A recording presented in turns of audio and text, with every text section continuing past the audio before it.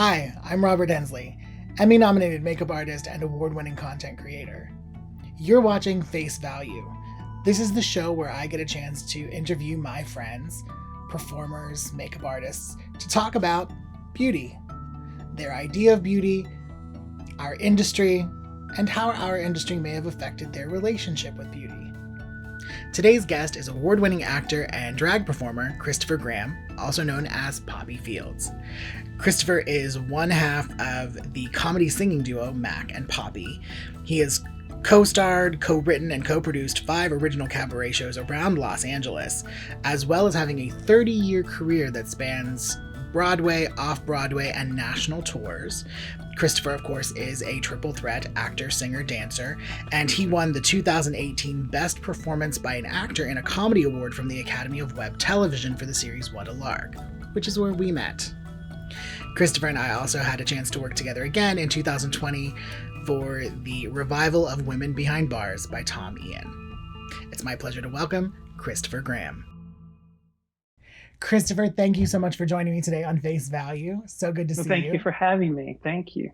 I know it feels like I haven't seen you in forever. This whole pandemic kind of took everything and just whoosh.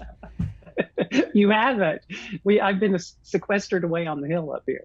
And it's so funny. I'm looking at you now and I'm like, where did this hair come from? Right? It's right. This is not a wig. It's not gorgeous. You're giving me Wendy Malick realness. Thank you. Someone told me not too terribly long ago that when I'm in drag that I look like her. So that was a very high compliment because I love her. Oh, you know what? Now that I think about it, I could see that. I could see that. Yes. Yeah. Yes. That resemblance. I've also gotten the love child of B. Arthur and Elizabeth Taylor. That's an affair that I don't want to imagine. It's true. So let's start with what does beauty mean to you? There's going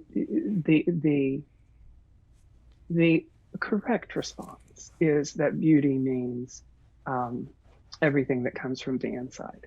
And I do believe that. I genuinely do believe that. I think that no matter what age you are, if you have a beautiful spirit, you will be beautiful.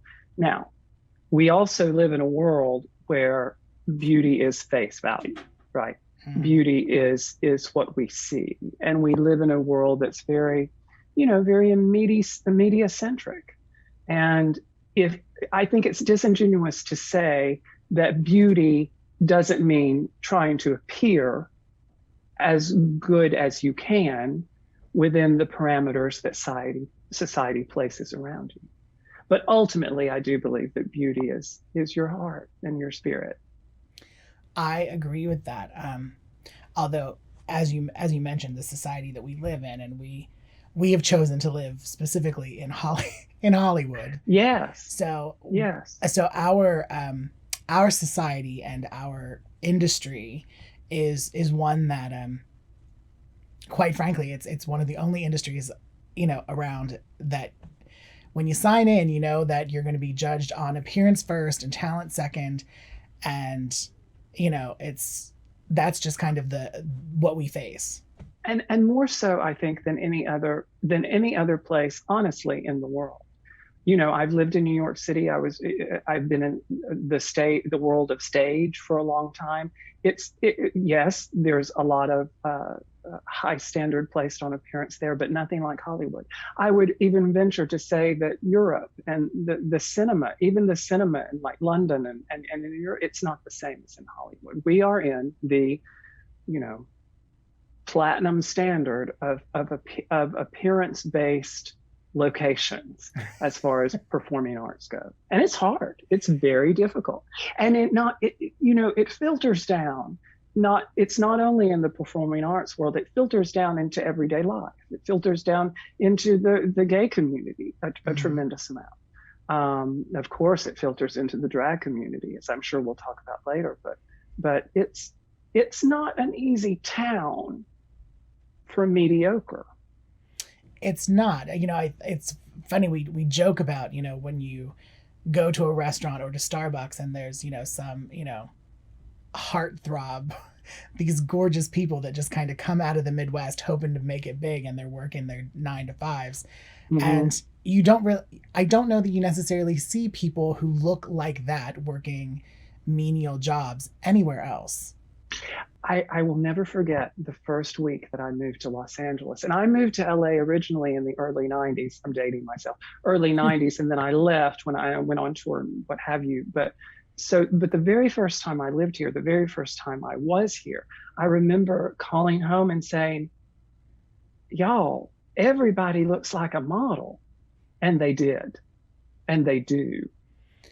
Yeah, I think that's one of the things that makes it, at least for me, made these kinds of conversations really important right now, is that, Mm-hmm. Again, so many people outside of Hollywood have this kind of starry-eyed notion of what Hollywood is, of what the industry is, without really giving thought to the fact that, yes, people that come here and want to make it in movies tend to have movie star good looks.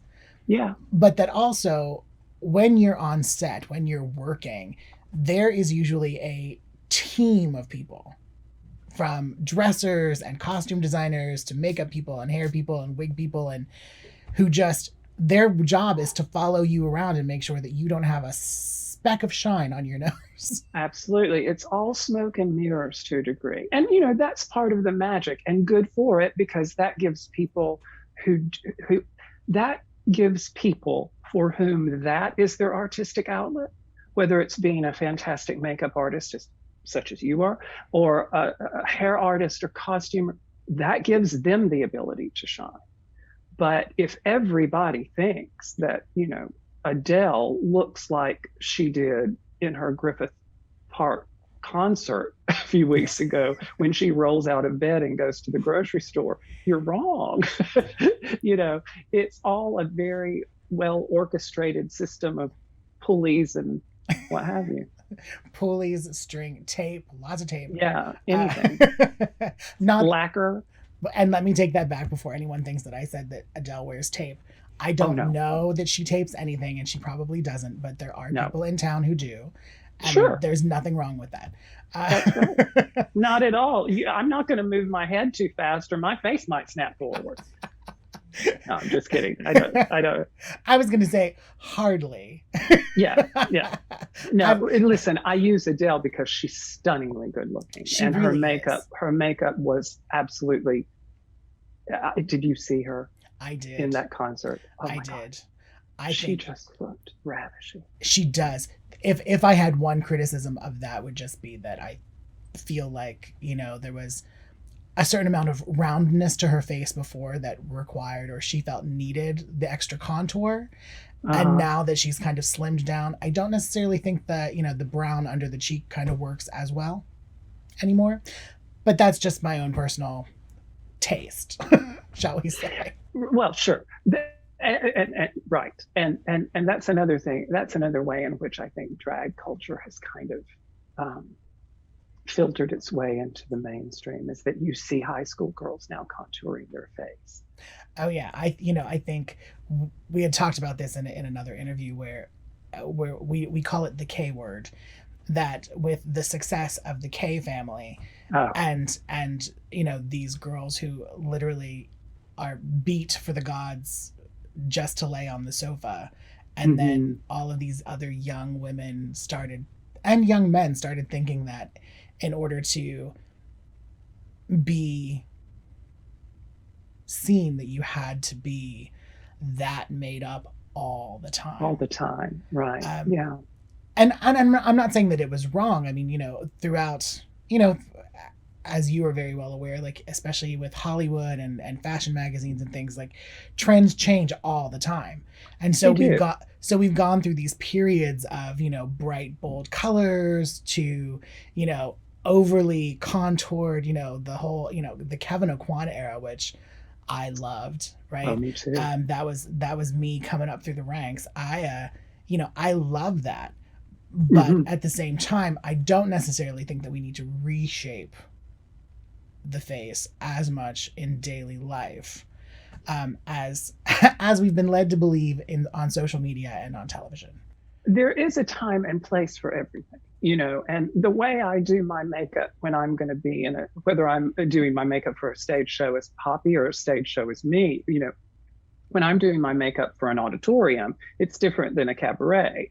Right. Even when I'm doing drag, even when I'm doing my drag makeup, Right. there's certain things that you do, but yeah, we live in an interesting time. As I was thinking about today, I was thinking, it's probably always been this way. In ancient Egypt, when they were grinding that shit up to put on, it's probably always been this way. But I think now it's heightened. And listen, look at Golden Age Hollywood. I mean, those women, Joan Crawford, the famous quote is, "I always put this on because when I go to the grocery store, I need to look like Joan Crawford," right? Right. So it's always been this way. But because we live in such a, everything is on our fingertips. Oh yeah. And there are cameras in every phone, and not only that, video cameras in every phone. So, you better look good when you go out, because Lord knows who's going to be recording you. And I don't think that's a good thing. I don't think that's a good thing. No, because that is the next question. Do you think that this constant bombardment of kind of public photography and social media, do you feel that this is in some way kind of hurting or pushing these kind of unrealistic ideals or standards onto 100%. The public? I do, 100%. And listen, I speak, I say all this with a great deal of humility. I mean, nobody in Peoria is going to know who I am, but but I do think it doesn't allow people to breathe. If there has been one thing about this pandemic for me, it's allowed me to kind of breathe. And I've had a long career in performing on stage. I've done great things. I've got to work with amazing people, and for me, the pressure's off. I'm good. If I'm not saying I won't, but if I were to never perform again, that would be okay. But I don't think. And if you are still in the game and you're still, pushing to drive your career forward, to be a personality in whatever form, I think it's hard. I think it's very hard to breathe.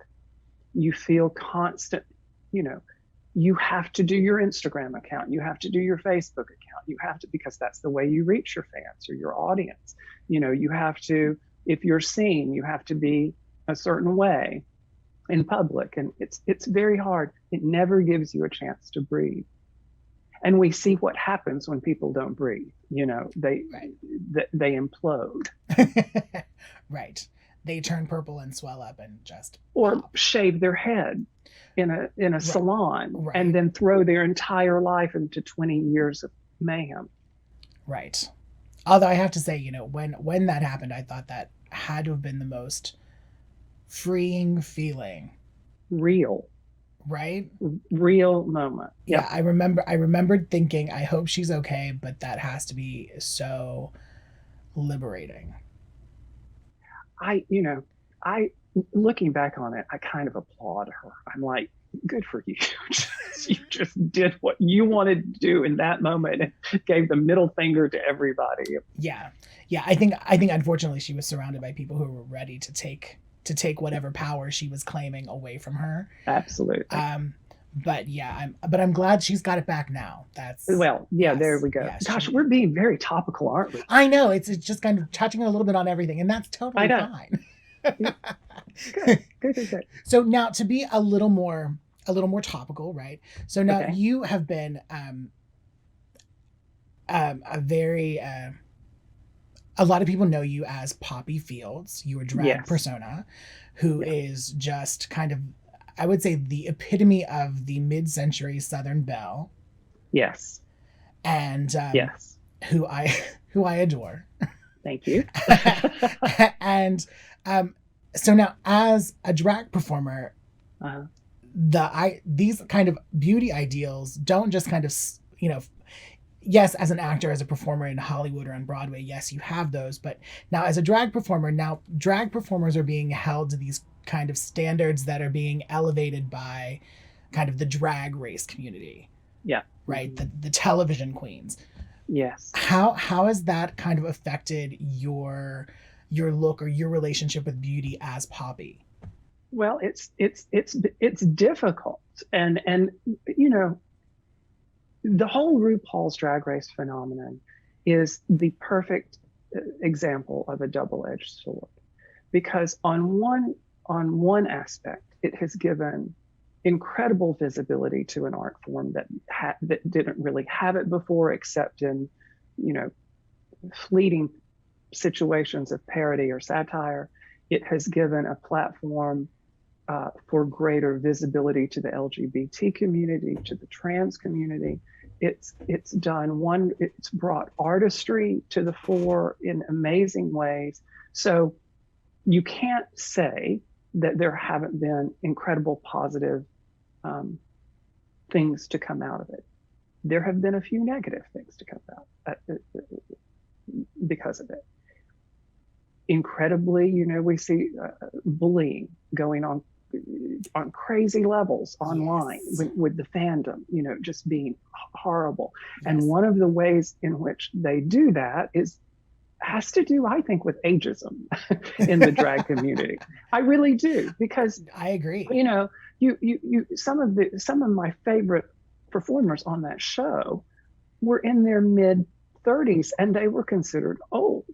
Yes. So someone like me, who I was a drag queen in Alabama in college, and then I became a professional performer and only did drag sporadically for particular roles. And then I created Poppy about 10 years ago when I was 40. So I was starting my drag persona at 40, and I'm 50 now. I just turned 50. Well, honey, you don't look it. Well, thank you. Talk about face value. Yeah. Well, thank you. It's because my face is attached to this wall back here. Like I said, I can't lean forward too fast. So for someone like me,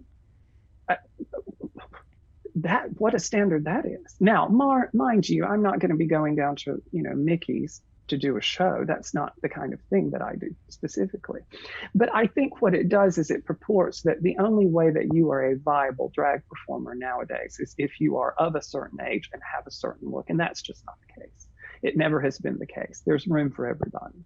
Some of the funniest, brightest, most talented drag performers ever had careers well into their later years. People like Charles Pierce, people like Charles Bush, now. You know, my dear friend, Miss Coco Peru, one of the most brilliant performers who've ever set foot on a stage, and makes no bones about the fact that she's an older drag performer. The youngins really come for her, don't they? Online, they really don't understand her artistic expression and the way that she, you know, because her particular style of drag is almost you know, it's almost that kind of nitpicky kind of comedy. Well, yes, I mean, it's not, I wouldn't say it's insult comedy, but Coco speaks truth to power. Yeah. And she does it through a comedic lens. And also I think sometimes, especially with regard to some of her other friends in the drag community, they poke fun at each other, because that's the way you would show your affection, right, for your sisters, is you poke at them, you know, and our young people today don't understand that. So they literally think she means it, or they mean it when they're throwing these barbs at each other, and people can get really nasty. And of course, you know, everyone's in on the joke, but I don't care who you are or how much status you have. When someone rips you a new one on social media, there's a part of you that it's always affected by. Right. But I think it all speaks to this standard of, if you don't tick these boxes, then you're not a real drag queen. And that's not true. That's just not true. Right. Because I mean, I know that RuPaul in the past even has mentioned the fact that, you know, drag has had and does have so many different genres and outlets and streams. So there is no right way or wrong way of being a drag queen. No, not at all. And you know, nor should there be. We should be, in any, I think, in any, what's the word, in any community or subcategory, not sub meaning lower, but any right. Like subgenre? Niche. Yeah. Niche. Yes. Yeah. Yes. There's as many different characters as there are in the mainstream society. You have comedy queens and you have live singing queens. And have you seen this new show that's coming on, live singing show? I can't Yeah. wait. That excites me very much. It excites me very much too, but I'm like, where was that fucking 20 years ago for me? As a queen who always sings live. And I could never be on that show now. I could never be on that show. Why? Why? Because I am too old. Do you think? I am too old, and I don't block my eyebrows out and draw them high. And do you know what I'm saying? Right. There's all those things that if you don't do your makeup this way, you will X, Y, Z. And listen, I don't want to come off as bitter because I'm not, or jaded because I'm not, but because I support it. I think it's great and I uplift it, but there are some realities about it that sometimes I think need to be spoken. And these are some of the realities of it. Yeah. The thing I see, when I'm working on different shows and things, and I have reason to work with different drag queens who come out of that kind of circuit, the kind of the drag race community. The one thing that I notice, and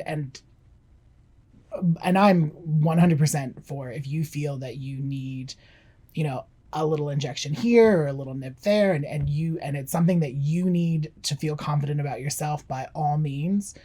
But I have noticed that it's really kind of rampant within a certain circle of drag queens. I mean, they're getting a lot of stuff. I mean, they're rivaling the Beverly Hills Housewives at this point for the most plastic on TV. Yeah. Yeah. I mean, is that, do you think that's just an extension of this kind of youth based, or this kind of youth obsessed quality of that genre at the moment? I think it's, it's so hard to, the whole is greater than the sum of the parts, right? Right. So you can't say, well, this is because of, this is just in the drag. I think that was the influence of the K word. Do you know what? Everything now, because we are so connected via social media and the internet, everything affects everything else. So when you see the Real Housewives of Beverly Hills and the way they live their life, and you see the Kardashians and the way they live your life, you want to have that life. So you try to do what is like them. And that's whether you're in, Peoria, Illinois, or you are on RuPaul's Drag Race, or, whatever. And you have to step back and say, well, this is society's standards for beauty at this time. So of course it's going to affect middle America and straight America and gay America and the drag community, and and that's, I think, where we are. These are society's standards of beauty right now. It's not, it is part of a trend. And I think, honestly, the pendulum hopefully has swung far to one side, is now trying to ride itself back, because I think some of the older, larger actresses are kind of refraining from it as much as they used to. Right. There was always that joke there for a minute that, Nicole Kidman had kind of gone too far, and she, and then she actually spoke to it then in the press not too long ago, where she had kind of realized that she had maybe taken it a little too far, and it was interfering with her ability to do her job believably. Yeah. And I think that's absolutely true. And I think that's true in the drag community too. At the end of the day, you are a performer. And if your performance is inhibited by the fact that you can't open your mouth properly because there's so much in your lip, then maybe you need to lay off. because then you start to be at a certain point. I'm with you. I mean, I'm all for a nip and a tuck and whatever you want to do. Lord knows I've had fillers in my nasal labia folds. Best thing I ever did in my life. Because of my smile, I have had creases here ever since I was 20. But so I'm not going to look down on you. But I think at some point you become, you really have to step back and gauge, are you becoming a caricature? Right. Yeah. Are you actually presenting your face, or is it just some version of your face? Yeah. Because circling back to your first question, what is beauty? Beauty is being able to relate to your fellow human being on one level. And if you can't relate because you're like, are you mad or are you happy? Because your eyebrows aren't moving and I need some kind of social cues from you. You know? Yeah. So, well, it's funny because I never realized I had taken a class, a waxing class for brows with this fantastic woman who teaches for, I think, Gigi. And I remember her telling us that one of the things that we were going to need to be aware of is if people were having Botox, because when you get Botox in the number 11s, it causes a spread in your eyebrows. And so if you're following that kind of ideal proportion where, the eyebrow starts, at the corner of the nose up through the corner of the eye, and that's the start of your brow, that all kind of alters and shifts. And so you didn't want to kind of take too much from the outside, because then as the Botox wore off, then their brows would be too short.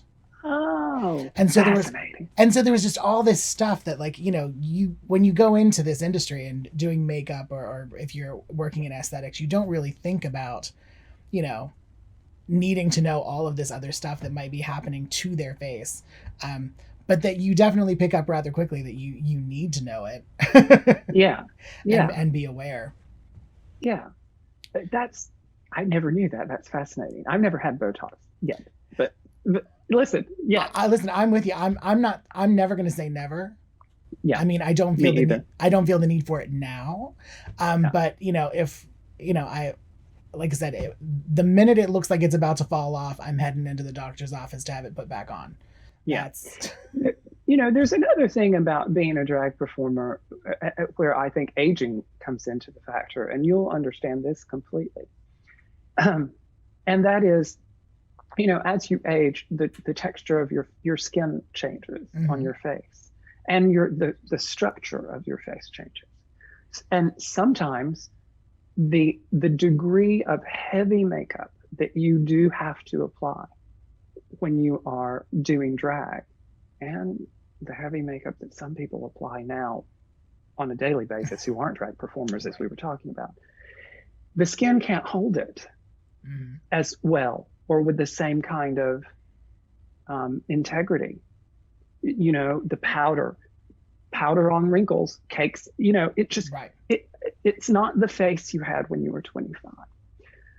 So we either need to maintain that through plastic surgeries or fillers or whatever we have at our disposal now, or we have to adapt our standards for what beauty is with regard to women. Because we're talking about women here, even though we're talking drag performers, we're talking about the standard society sets for women largely. Not that men in Hollywood don't fall prone to it too. They absolutely do, but it's overwhelmingly skewed. Yeah. I would say the one thing, as a makeup artist and dealing with clients of all ages, is that there is very little, no one really talks about adapting a look, or, if you have a particular way or a particular look that suits you and you've been doing it for years, that kind of as you age, as your skin changes, as the structure of your face and your body changes, that there are ways of maintaining that look or some form of that look that is still comfortable and beautiful and soft and completely fitting you.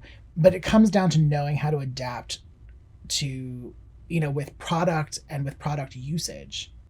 Absolutely. you know. You look at women like Catherine Deneuve, and Sophia Loren, Mm, and Helen Mirren. These are women who are aging so incredibly beautifully, mhm. and they're not incredibly, they're not incredibly produced. Do you know what I'm Yes, saying? yes, I completely Um, understand that. Yes, Jane Fonda, she, gorgeous. she's So a little produced. a little produced, but even so, not to the point of caricature. No, no. And that is that's what I as I start to age, and I have seen a change in the past few years. Well, I have seen changes, but I'm really seeing that I am growing into an older human being now, and it's not easy, but I hopefully am trying to do it with a bit of perspective and knowing that I can do just enough to keep myself happy. But I'm going to be happy with my face at 50, and I'm going to be happy with my face at 60, no matter where that goes, Right. because this is the only one I've got, and I'm not going to ruin it. Exactly. I think that's the perspective that I think that some people are missing. What do you think that whether it's in fashion magazines or the way that we portray aging women in film? I mean, what do you, in your opinion, what do you think people, creatives, could be doing more to kind of help massage this idea of aging gracefully and get that kind of back into our kind of beauty lexicon? That's a really good question. That's a really good question. And I don't know that I have the knowledge to answer that accurately, but I'll tell you just what I feel from a gut perspective. It's more people like Helen Mirren and Catherine Deneuve and Sophia Loren. Do you know what I'm saying? Right. It goes back to the visibility thing, which I think is, and you see it more now. You see it more now. You see older women. You see women of all shapes and sizes more. You see people of color more. You see, um, do you know what I'm saying? Yes, We absolutely. see people from the trans community more. It does really do boil down to visibility, I think. Because I mean, look at it. Think about it. Think how saturated the media was during a certain period of time with all the, maybe still is. I don't know. I don't watch them. But all the Real Housewives, all the Mm, Kardashian stuff, all yeah. that, just overload and overload and overload. Well, what happens? We veer towards that. So I think more people, more women of a certain age who are growing older gracefully, and that being celebrated as beautiful, and larger women being celebrated as beautiful. I think that will start to turn it. I agree. I think this the current trend that we find ourselves in as an industry with or trying to increase representation Yes. is really important. I think, but I think in some ways, I mean, in my opinion, is that when we think about where kind of the younger, like the next generation, are finding their inspiration and things, it's all coming from Instagram, TikTok, Yeah. all this stuff. And there unfortunately there aren't a lot. I mean, from what I've seen, and I'm not on there all the time, I don't even have a TikTok account, but from what I see, what gets sent to me and things, I don't really see a lot of representation of middle to older aged people. I don't really see a huge amount of diversity beyond Right. a bunch of white guys doing dances or white girls acting stupid. Um, Right. but maybe it's there and I'm just missing it. But I feel that that representation needs to somehow kind of filter down, Through all even, the mediums. yeah, through all of it. Yeah. I agree with you. I'm not a ticker talker. I don't know. I mean, you say TikTok to me, I think someone has an actual watch. Still, you know, um, that's a good joke if you're older. Yeah, it is. I was gonna say everyone over the age of 40 is gonna be like, aha. Yeah, exactly. But yeah, I think I think one we have to, I think it's incumbent upon those of us who are older, and that means, you know, whatever age that may be. A 30-year-old is older than an 18-year-old. Yeah. I think it's incumbent on those of us to be good stewards for people, to be good teachers, to be good, you know, to be good. I hesitate to say role models, I was but gonna say role model somehow has taken on kind of it's a very fraught word. yes, it's very fraught, and that's why I pause. But you know, it's gosh, this is getting very deep, but I really do believe that it takes someone understanding the hurt they can cause people by being dismissive of their age or their looks or the color of their skin. I think I think you have to educate people that that person that you're making fun of is no different than you. And no, you should respect the years they have as opposed to denigrating them for having those years. So you should respect their journey because they've walked through this life with a different color skin than you, or um, a different, you know, socioeconomic level than you. It's about empathy. Yeah. And again, that goes back to that beauty from the inside. I think a lot of people feel ugly on the inside, so they try to make themselves as beautiful as they can be on the outside. That got very philosophical. Sorry about that. Listen, I just went off into la la land. That is beautiful, and I love it, and I 100% agree with you. I think that, you know, even you know, as a makeup artist, that's one of the things that, you know, your client comes in and you don't necessarily know them, you don't know who they are, and you can make them look as flawless as possible. But if they're just, you know, if they're ugly on the inside, because really, that's, what did they say? Beauty is skin deep, but ugly is to the bone. It's to the bone. It's true. And you know, how many stories have you and I heard and been witness and privy to of gorgeous, gorgeous, gorgeous stars who are just not the nicest people? Yes. I wish that was not the case, but it unfortunately is. Yeah, me too. Me too. Well, Christopher, we're running out of time here, and I don't want to end on such a kind of low moment. Not that it was low, it was really inspirational, and I'm glad that we went there. But so back to fluffy beauty stuff. I'm going to ask you one closing question, and this is your top 3 beauty products, the things that you, Christopher, can't live without. Oh, good. Okay. So moisturizer, and there's a moisturizer I use, and I'm not going to name what product line they are, but there's a moisturizer I use and a serum that I use that are just amazing. And I love them, love them, love them. And a good pair of snips. Because when you have this mustache, this porn stash, you know, it's so funny having this mustache. You know, people see pictures of me in drag. I have literally had people say, "How do you hide your mustache? Do you just wear, what do you do?" And I look at them deadpan and I say, "Very thick foundation." They don't realize I shave it. This sucker grows back like this in a month.